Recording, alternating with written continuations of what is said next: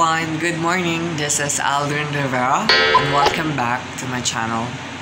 So for today's vlog, meron tayong padating na hamster. It's a CDH hamster or Campbell Dwarf hamster, or also known as Campbell Russian hamster. So time check for today is 4:40 a.m. October 13, 2020. I just woke up. Time for me to work kasi as you can see, may eye bags pa tayo. And mamaya yun hapon, dadalhin ng keeper. And naka-ready na din actually yung lagayan nila. Pagsasamahin ko muna sila sa isang bin cage kasi magkapatid sila. Iisa lang yung bin cage ko. Ayan, bumili pa ako ng bin cage. Pero for now, magkasama muna sila. Update ko pa kayo later pag nandito na yung nabilan ko ng hamster. And yeah, that's it.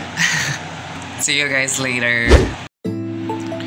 Ito yung naka-ready ko na bin cage for CDH hamster na padating.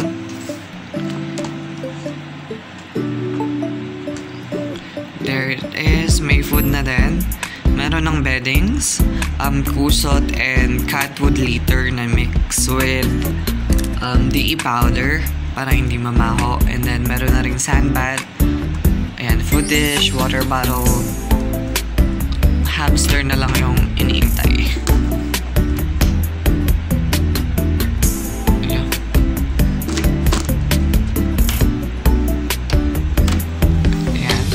Ito yung ating mga Ravorovsky.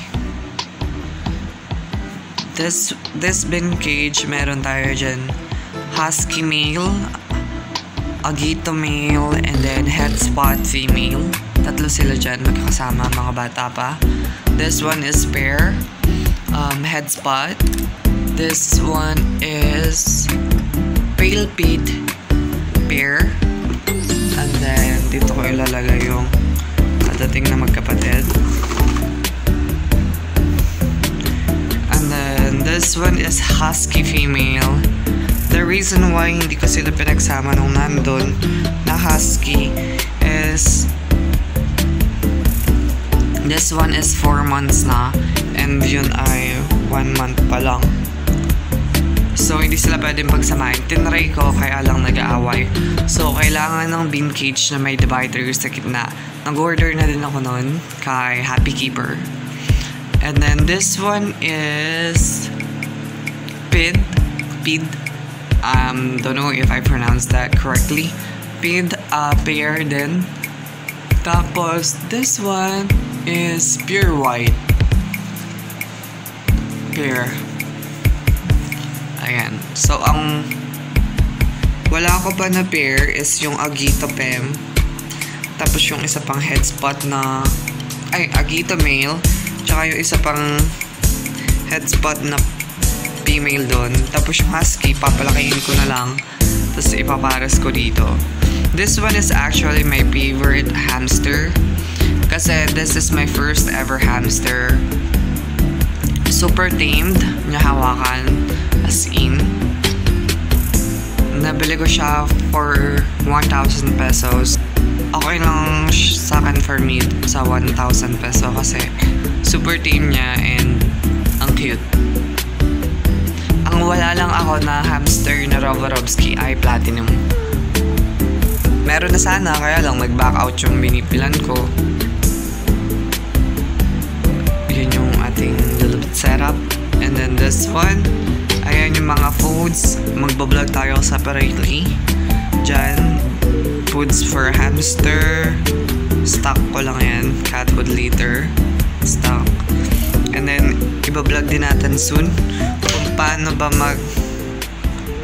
hugas ng bad sand for hamster. Recycle. And then, yun. Mga vitamins nila. Mga bottle na hindi ko pa nagagamit. Nakastock din doon. Hi everyone! Time check, it's 9:20 a.m. in the morning.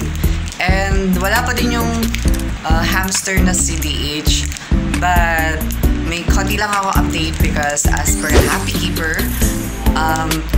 pwede sa mga hamster ang fresh na malunggay. But if you don't have fresh malunggay or moringa, you can also use yung mga powdered moringa na ganito. And meron na din ako nung nasa jar. This one. And magpapakain tayo ngayon ng hamster. Pero yung fresh na malunggay. Mangunguha po tayo ngayon sa bakuran. So let's go! Kuha na po tayo ng malunggay. As you can see, abot siya hanggang 3rd floor. Walang tayo ganyan. Namiminta na po tayo.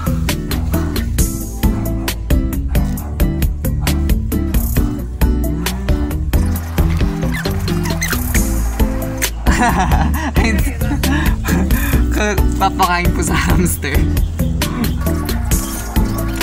Dami.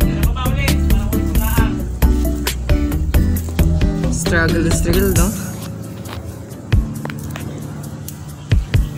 Okay na to, ang dami. From 3rd floor. Let's go.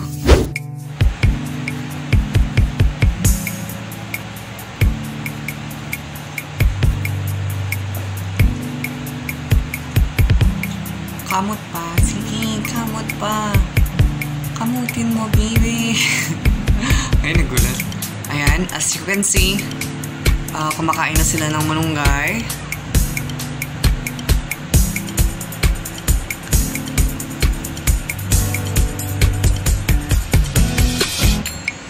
Nanginginain na sila.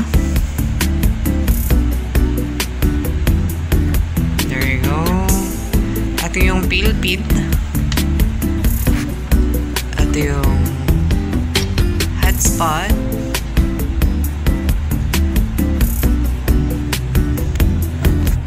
Ito yung halo-halo. Meron diyang husky, agito, and head spot. Puro bata pa yan.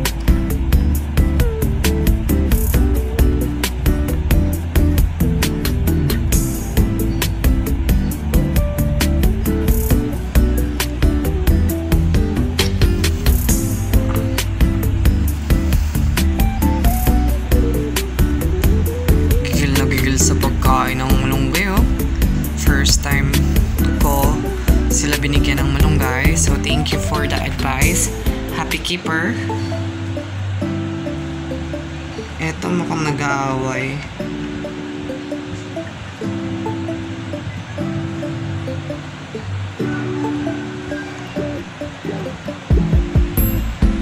There you go!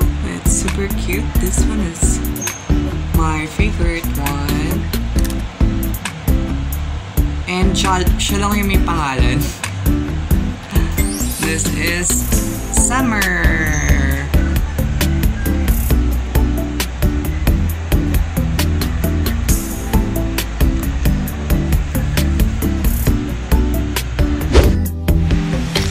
So, ito yung mga bean cage.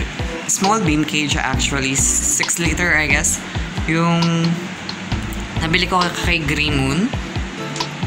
This one is only 150 peso per 6 pieces. Not included the water bottle because that's mine.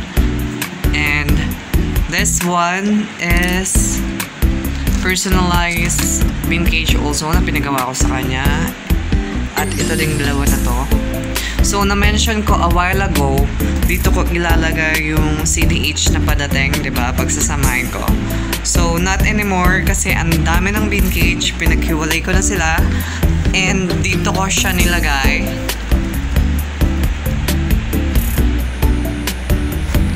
Ayan.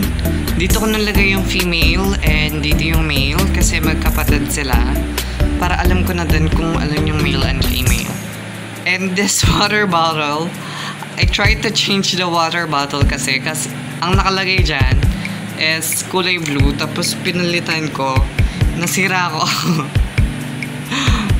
shoutout kay Green Moons. Baka ma-pix mo. Hi.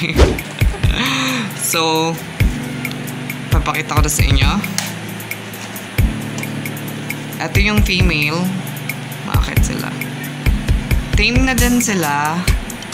Thanks God. Kasi ayoko nung mga ngagat. Ang haba lang talaga ng kuko nila. So, this is the female.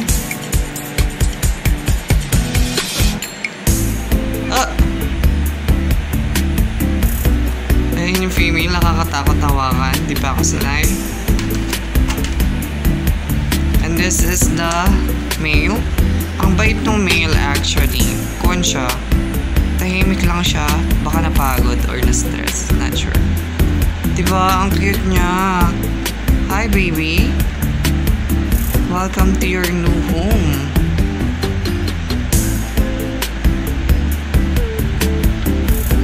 Ito yung male. I don't know if you can see. Ayaw mag-focus. That's the male. Ang cute niya.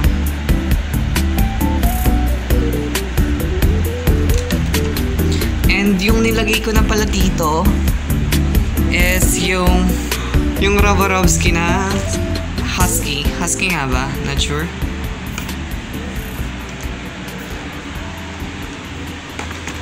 This one. Ayun siya.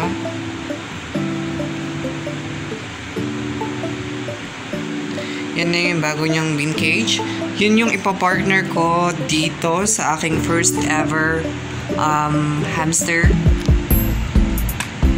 Husky din to. Husky nga ba? Nakalimutan ko basta. Comment down below kung alam niyo yung tawag sa kanila. Nakalimutan ko. So, yan yung first ever hamster ko. 4 months to. And 2 months to, kaya magkabukod. And then, meron ditong pair na ito na lang yung pag-preparein ko. Meron ditong head spot na female and yun, agito na male. I-prepare ko na lang sila.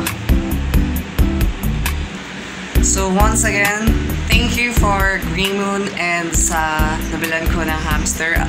Hindi ko natanong yung name niya, pero yung initial niya is AR, same as mine. Thank you so much and sure naman ako na maalagaan ko sila ng maayos. That's it for today. Thank you for watching guys. Bye-bye!